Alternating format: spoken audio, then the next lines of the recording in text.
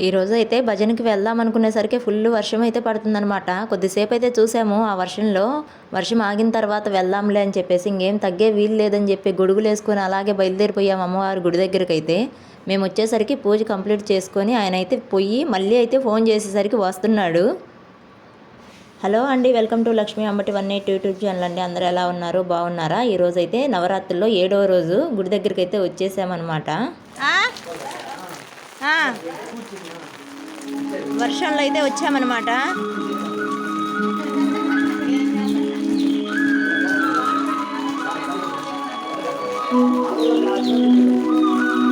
ఈరోజు అమ్మవారి అలంకరణ అయితే చూసేయండి. అమ్మవారికి అయితే ఈరోజు చీర సమర్పించిన వారైతే బ్రహ్మేశ్వర అనే ఆమె అయితే చీర అయితే అమ్మవారికి తీసుకొని వచ్చింది. ఈ వర్షంలో భజనకి ఏమొస్తారో అనుకున్నాము, కానీ గొడుగులు వేసుకొని ఎవరు తంటాలు పడితే చిన్నగా వచ్చేసారనమాట.